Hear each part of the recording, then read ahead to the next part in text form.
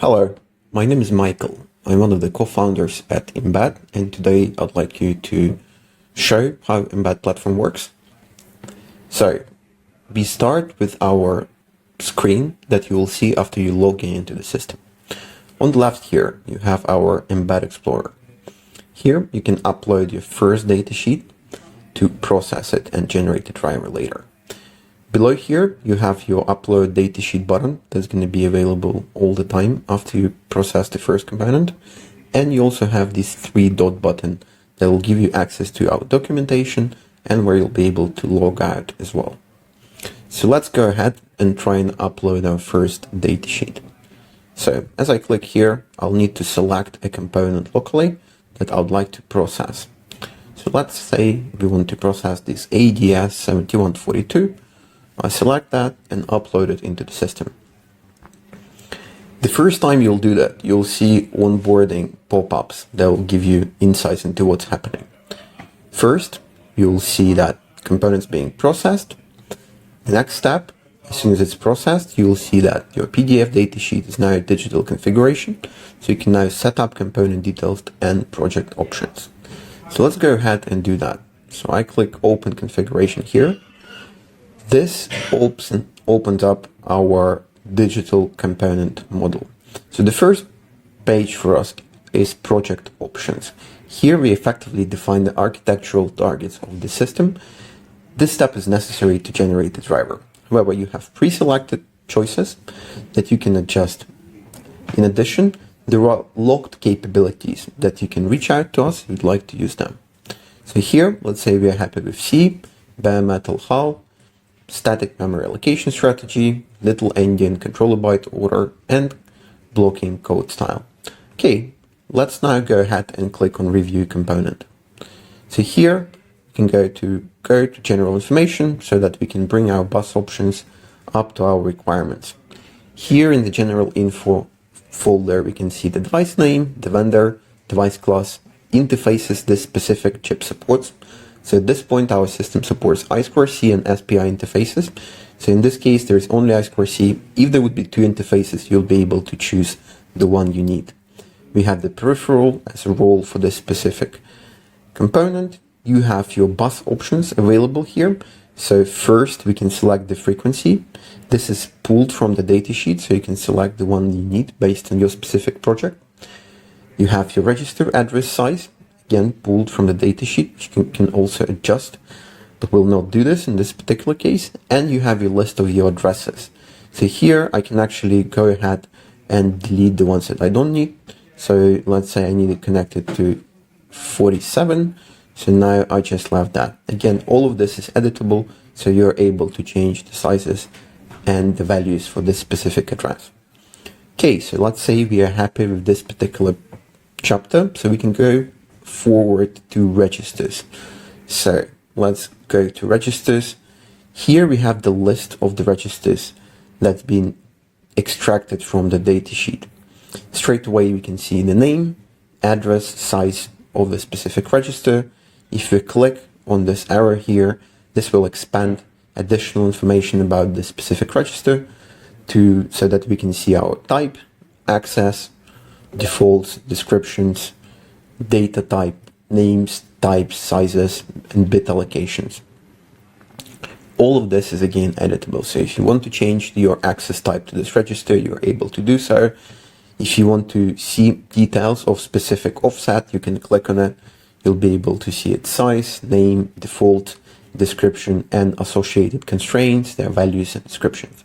Again, all of that is editable, and you can effectively drag and drop things. So here, your reserved field, if you want to make it smaller, you want to create additional offsets, you're always able to do that. So let's cancel this. And then I can also show you that if you click on these three buttons, you can copy or delete the register. But you also can use this radio button to turn off a specific register. Let's say if you are not using specific capabilities or functionalities of the chip. You can add registers manually if you need to. In addition, here on the top, you can see error navigation menu. So in case we spot errors that occur during processing or where there are inconsistencies in datasheet, we're able to address this. So here, there is one error. If you click on show errors in this button, basically lead you to where this specific error is. So in this case, it's in register called op mode I2C mode status. Here, effectively, the error is the following. So the bit allocation overlap is detected. So you'll see detailed description of the error, and also you'll have the button here that will say show datasheet. So you're able to actually click that, and this will lead you to this specific part of the datasheet where this register is. So here we have our op mode I2C mode status, and we can see that the bits 7 to 3 needs to be reserved. HS mode is at 2 and dev op mode is at 1 to 0. Okay, so in this case, what we need to do is we need to select this reserved offset, and then we just need to drag this to make this smaller. And then we can go ahead and save this. Okay, perfect. So we've done this. On top of what I've shown you just now, you actually have backlinking for all of the registers in the datasheet. So if you want to go up and say, hey, I want to get additional context on this offset cal register, so you can just go to your PDF. So I'll close this again. So you open your PDF, you turn on the backlink mode, so it's actually circled with this purple line, and then you can select the register or any data point. So here, let's say offset cal, we click on this, and now we are at the position of the datasheet where this additional information on that is held. This also, we can also look into specific, let's say, offset. So here, for this channel input register, you can click on this.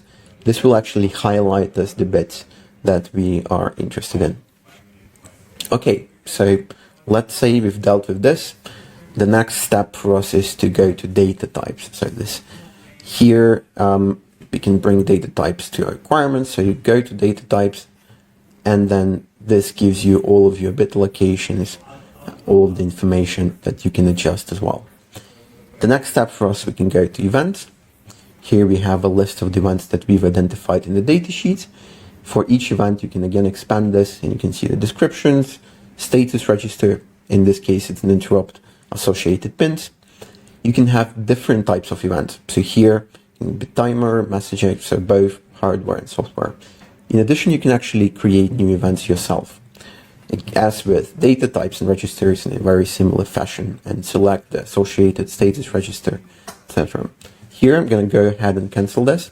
So now we've basically went through the whole process. We've set up our project options, we looked into our bus, register, data types, events. Supposedly we are happy, we are good to go ahead. So now it's time to generate the driver. So as everything seems in order, you can proceed.